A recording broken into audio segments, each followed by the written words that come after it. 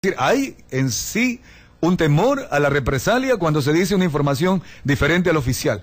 ¿Cómo lo ve usted como experto de derechos humanos, doctor Jorge Sosa, esta situación? Sí, el gobierno ha generado durante este año, una línea de temor en relación a las opiniones disidentes. Es clarísimo, porque podemos documentar varios casos de personas que han sido detenidas, que han sido apresadas, ¿no? Tenemos el caso público de los chicos de la nueva Junta Cívica que por el cartel del declarar a presidente persona no grata, pues fueron inmediatamente encarcelados. Y hay otras cosas más, el caso de Pedro Almeida, etcétera. Es decir, la línea oficial que nunca había sido usada es de usar el delito del desacato, no, los delitos delitos contra la seguridad interna del Estado, incluso hasta el delito de terrorismo por opiniones, expresiones o manifestaciones disidentes a la línea oficial. Y cuando nos encontramos frente a eso, ¿no? Yo sin querer imputar nada, ¿no? Porque tampoco puedo hacer una presunción tal como hace el Ejecutivo, que se adelanta a hacer presunciones que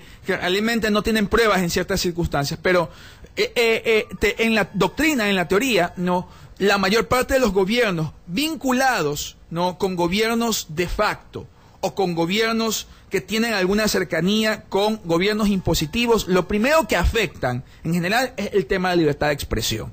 Por eso es que la Comisión Interamericana ha dicho que la libertad de expresión es la piedra fundamental de la democracia.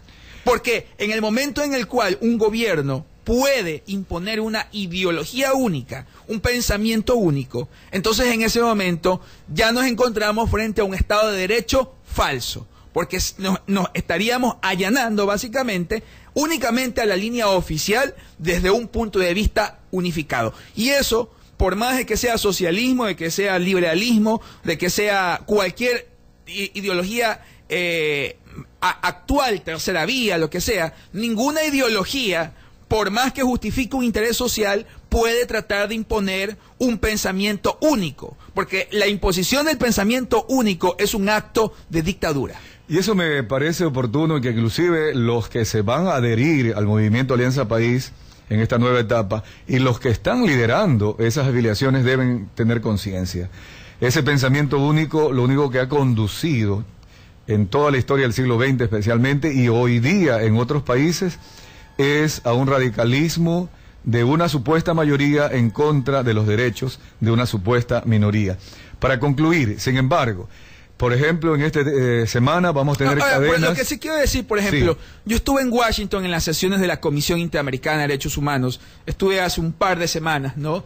Entonces, pues siempre yo voy por temas de litigio internacional, siempre me reúno con cierta gente que hace investigación. Por ejemplo, un dato que me sacaron importante del Instituto Cato, un instituto que se dedica al tema de libertades de expresiones, habían contabilizado que el Ecuador, desde que es Estado democrático, habían contabilizado 34 golpes de Estado desde 1830, ¿no?, como un estudio científico. Entonces, también, por ejemplo, la línea, ¿no?, de la sublevación, del golpe de Estado, claro, no se respeta de la cambiar democracia justamente a un presidente también, porque yo tampoco estoy de acuerdo y porque afecta a mis intereses, tampoco esa línea no es la línea que es justamente la garantista de un Estado de Derecho.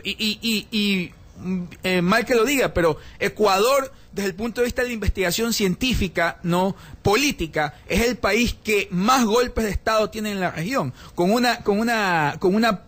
Está puntero, está mejor que Barcelona o Emelec. Ya, pero allí justo y dentro del primer número que hemos hecho nosotros de BCT Forever, lo dejamos claro, esa historia democrática, que es una vergüenza realmente. Pero es que no solo analizar del que es defenestrado, sino la razón por la que. Es decir, siempre va a haber una versión del que lo vota y el que es votado. Pero para concluir, yo le manifestaba al doctor Jorge Sosa, estamos viendo ahora, inclusive en esta semana va a haber cadenas nacionales con la versión del gobierno del 30 de septiembre. Y no hay versiones de la oposición, también usted lo había mencionado en la introducción. ¿Qué organismo internacional defiende? Aquí yo me parezco preguntando como en el Chapulín Colorado, ¿quién va a defender? Cuando los mismos movimientos internacionales, las organizaciones como la ONU, como la Comisión Interamericana de Derechos Humanos, se terminan únicamente cuando dan una opinión. La CIP da una opinión y el gobierno la desconoce, y punto. ¿Hacia dónde conduce esta situación? Vea, la oposición o todas las personas que tienen una visión distinta del golpe tienen derecho también a conocer la verdad de lo que pasó. Y esa verdad de lo que pasó significa de que, por ejemplo, en primer lugar, el Estado permita que Naciones Unidas venga a hacer la investigación, como se conoce, investigaciones in loco, in situ, es decir, viene una comisión de Naciones Unidas, se con instala, expertos, ¿no? Y comienza no solamente a recabar las opiniones del oficialismo, sino que también viene a recabar las opiniones de los grupos de oposición, de la sociedad civil, de las ONGs, de los grupos de indígenas incluso, que estuvieron también, no, mal o bien, estuvieron nombrados por el presidente de la República. Lo importante es saber eso, es decir, violaciones al Estado constitucional hubieron por parte de los grupos de la fuerza pública a la presidencia de la República, es decir, al Ejecutivo. Hubo, no, golpe de Estado, no lo sé. Yo no lo sé porque tampoco tengo las pruebas suficientes, y las pruebas que el Estado ofrece me parece que son excesivamente efímeras y exiguas como para poder ligar efectivamente a una, es decir, no hay a una conspiración. No convence, por decir así la versión del gobierno. Pero entonces la ONU, repito, nos va a decir que sí o no hubo intento de golpe de Estado, cuáles fueron los derechos humanos que no se respetaron, etcétera. Pero ¿qué vínculo existe con esa información final? Bien, los informes de las Naciones Unidas son de recomendación, nada más, en teoría, pero bajo el artículo 93 de la Constitución actual, año 2008, porque no había antes ese artículo, el artículo 93 de la Constitución actual dice que los informes de los organismos internacionales son de obligatorio cumplimiento. Sí, son de obligatorio cumplimiento. Es la Constitución, hace exigibles y ejecutables los informes actuales. Esa sería entonces la esperanza. Con lo cual podría intentarse el informe, hacerlo valedero, ejecutable, tenerlo como instrumento jurídico oponible a terceros, ¿no? En los tribunales, en los juzgados, incluso hacerlo valer ante la Corte Constitucional. Ahí me llamó la atención porque Alianza País no apoyó la iniciativa.